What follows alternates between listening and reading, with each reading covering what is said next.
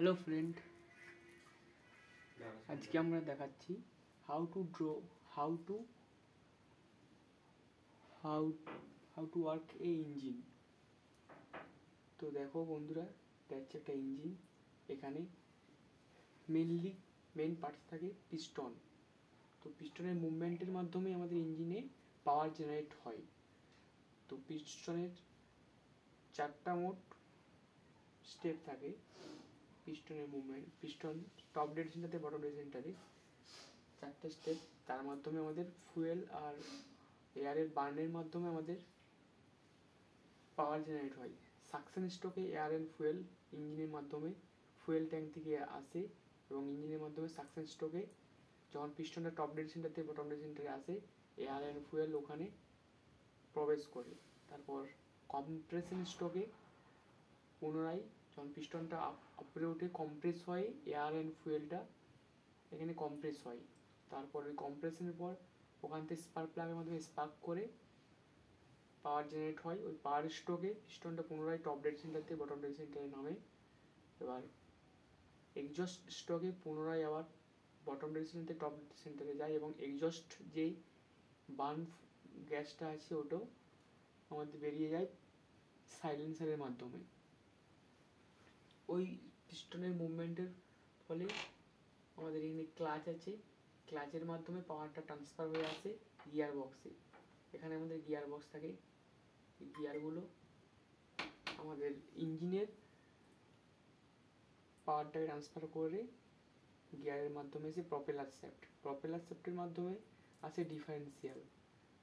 তো propeller শ্যাফটের main কাজ হলো পাওয়ারটাকে গিয়ার বক্স থেকে ডিফারেন্সিয়ালে নিয়ে আসা।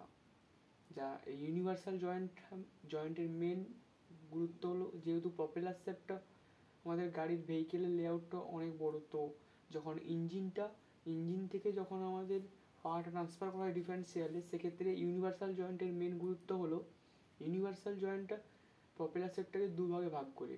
কেননা একটা প্রপেলার শ্যাফট এত বড় এখানে পাওয়ার ট্রান্সফার হলে মেনলি আমাদের যে অসুবিধা হবে, প্রপেলার শ্যাফটটা ভেঙে যেতে পারে খুব দ্রুত, পাওয়ার ট্রান্সফার হওয়াতে অসুবিধা হবে। সেই জন্য আমাদের ইউনিভার্সাল জয়েন্টটা ইউজ করা হয়। এবার ডিফারেন্সিয়ালের মেন কাজ হলো এই গাড়ির দুটো চাকাকে যখন যেমন রিকোয়ারমেন্ট অনুযায়ী আমাদের যখন গাড়িটা টার্নিং হয় সেই সময় দুটো চাকা সমান্তরালে ঘুরে না। বাইরের চাকাটা ঘোরানোর জন্য বেশি পরিমাণে বাইরের চাকাটা ঘোরা প্রয়োজন পেছনের চাকার তুলনায়। সেই অনুযায়ী আমাদের ডিফারেন্সিয়ালটা ইউজ করা হয়। এখানে ডিফারেন্সিয়ালের এটাই মেন কাজ। তারপর আসি আমাদের ডিফারেন্সিয়াল থেকে পাওয়ারটা আসে আমাদের রিয়ার এক্সেল। এই যে দুটো রিয়ার এক্সেল, এখানে পাওয়ারটা ডিফারেন্সিয়াল থেকে দুপাশে বেরিয়ে যায়। আর এগুলো হচ্ছে লেফট স্প্রিং। এগুলো গাড়ির জার্নিটাকে আমাদের কম করার জন্য ইউজ করা হয়। তারপর হুইল। এই হুইলের মেন কাজ হুইলের মেন কাজ হলো গাড়িটাকে স্থান পরিবর্তন করা, এক স্থান থেকে অন্য স্থানে নিয়ে যাওয়া।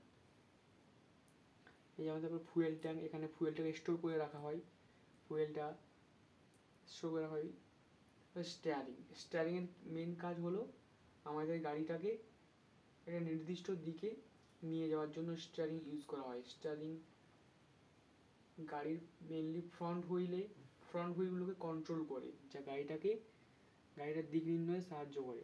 এবার রেডিয়েটারের মেন কাজ হচ্ছে আমাদের ইঞ্জিনটা যখন ইন্টারনাল কম্বাসন ইঞ্জিন ইউজ করা হয়, তো এখানে প্রচুর পরিমাণে হিট জেনারেট হয়। এই যে ইন্টারনাল কম্বাসন ইঞ্জিন, এই ইঞ্জিনে প্রচুর পরিমাণে হিট জেনারেট হয়। তো এই ইঞ্জিনটা সারাউন্ডিং টেম্পারেচারটাকে একটা নির্দিষ্ট মাত্রায় বজায় রাখার জন্য রেডিয়েটারের এখানে কুল্যান্ট ইউজ করা হয়। রেডিয়েটারের ভিতরে কুল্যান্ট, যা ইঞ্জিনটাকে আমাদের ঠান্ডা করতে ব্যবহার করা হয়। তো রেডিয়েটারের মেন কাজ কি? রেডিয়েটারের মেন কাজ হলো ইঞ্জিনের টেম্পারেচারটাকে কম করানো।